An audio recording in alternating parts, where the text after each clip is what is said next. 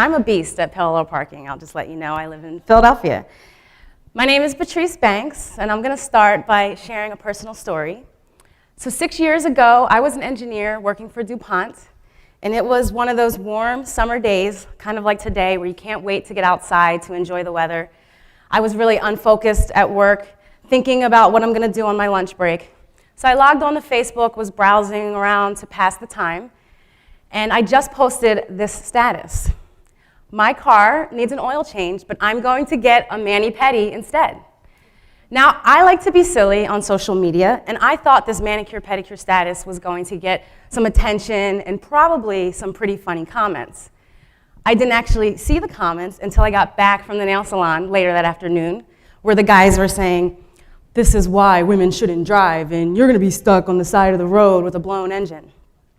Of course, my ladies came to the rescue by saying, "At least she'll look cute on the side of the road while she's waiting for a guy to help her or thumbing it for a ride." My 28-year-old self thought that this was funny. My 30-year-old self thought this was genius. At 30, I called myself an auto airhead because I was. I struggled to lift the hood of my car. I was turn the key and go. And because of this, I did minimum service on my car. I waited until the last minute to do repairs. I would panic anytime something would go wrong. I felt taken advantage of by mechanics. And I would rather get my nails done than protect a $25,000 asset. And it's no secret that this is the state of many women in their cars today, auto airheads, just like me. But it reflects on how we feel about the automotive industry. Up to 77% of women feel misunderstood by automakers and taken advantage of by mechanics. And we are. We're guarded with our car buying and repair decisions, right? We think, is this real? Do I really need this? Does it cost this much money? Or am I being taken advantage of? And we think, do I have a husband or a brother or a father to help me so I'm not taken advantage of? But listen, men don't know a lot of this stuff either. The other day, I was coming out of the gym and I saw two guys trying to jumpstart a car and they were doing it wrong. I so badly wanted to go up to them and say, "Hey guys, can I help you?" But I understand how fragile the male ego is, so I quietly passed them by.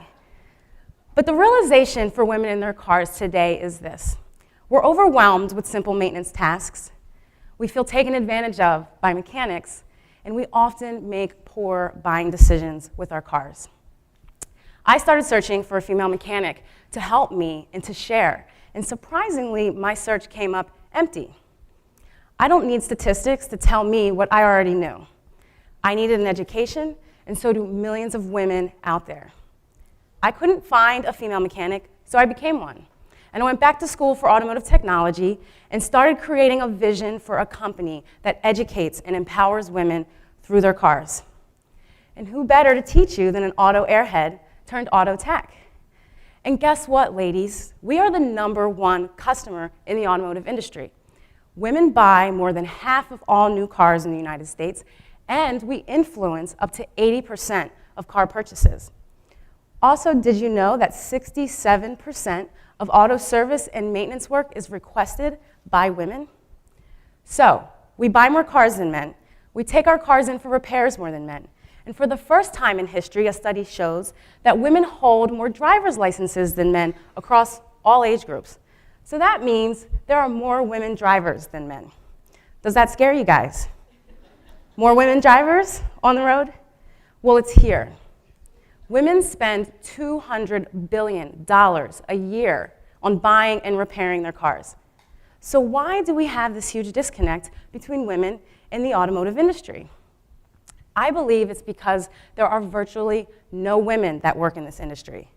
Less than 2% of mechanics or technicians are women, and less than 7% of auto dealership service advisors, salespeople, and managers combined are women, even though we prefer a female mechanic or a female car salesman. So my question is this: why do we have so many women drivers and so few female mechanics and car sales women? Well, in my 3-year journey so far in the automotive industry, I have found that almost every single woman will face discrimination because of her sex. Big surprise, right? But it's blatant, and I want to give you an example of a recent experience of mine. I was hired to go to a technical high school to speak to an automotive class about what it means to be a woman in the automotive industry. The class was all boys, about 40 students, and they didn't believe that I was a mechanic. They challenged me with questions to test my car knowledge. They asked to see my hands. They told me I was a distraction. Imagine a 15-year-old girl who enjoys cars, loves cars, wants to work on them, enter into this field. 5 years from now, she's going to be looking for a job from one of these guys. Needless to say, they got an earful from me that day.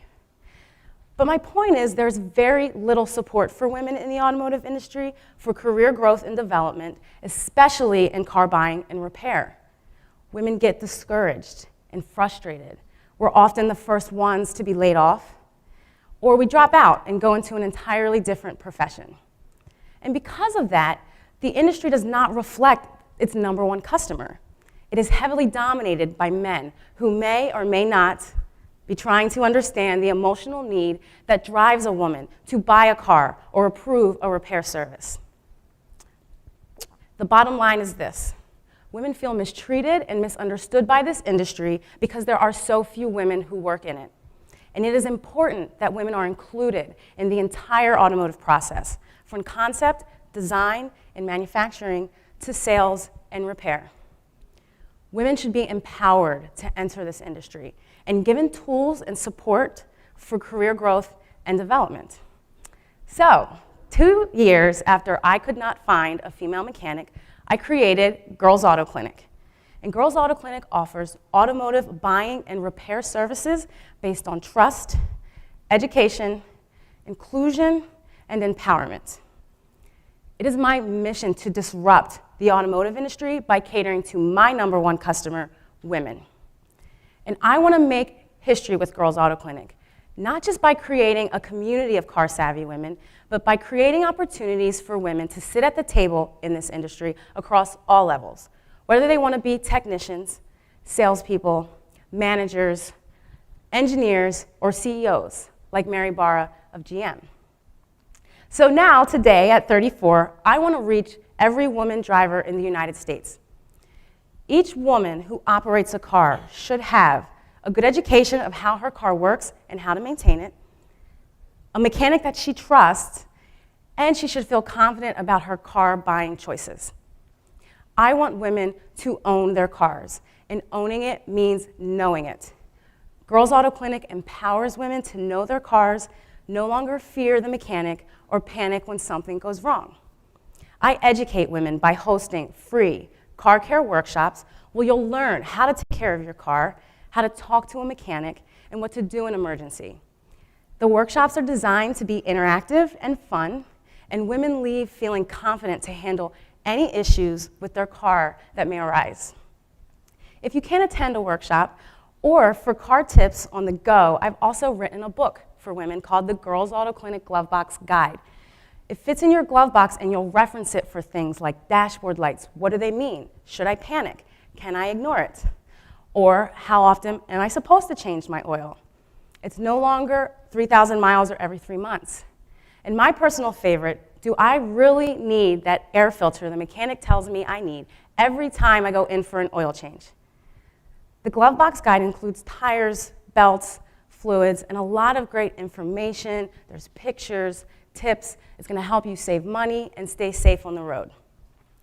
And then I also blog car tips on my website that women get a kick out of because they're relatable, it's everyday language, and no over-your-head technical talk.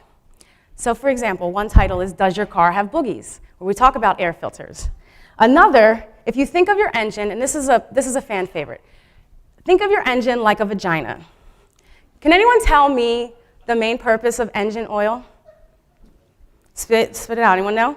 Lubricate, yes.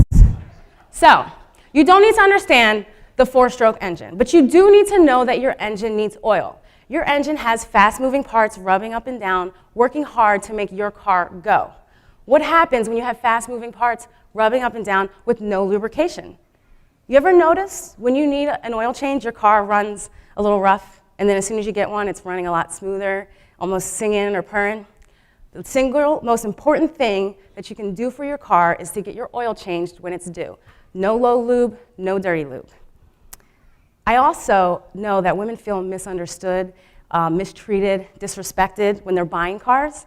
So I assist and consult women with new and used car buying. I want us all to feel good and make more confident decisions when it comes to buying a car. So we know we have a safe, reliable car for a fair price. And the result of this education is that women are empowered to learn more, and they feel good about their cars. So up next, I will be opening the first Girls Auto Clinic full auto service repair shop in Philadelphia. Girls Auto Clinic Repair will cater to women. We will be hiring female mechanics, technicians, and service advisors. There will be a beautiful, clean, and welcoming lounge tailored to women. But the best part about Girls Auto Clinic Repair, there will be a nail salon there so you can get your nails done while you're waiting for your car. Thank you. Girls Auto Clinic is a destination place where women can come feel confident about themselves, their cars, and their buying choices. They trust their auto service shop, but more importantly, they trust themselves to make the right decision when it comes to their cars. I believe in Girls Auto Clinic. Never has there been a greater time to be a woman in America than right now. We are becoming empowered to take charge of things that we once feared and avoided. And I know that we can rise to the occasion when taking over our cars and the automotive industry. And I'm ready for it. Are you ready, Chicanics? Let's do it. Thank you. And I hope to see you all at my grand opening. Thank you.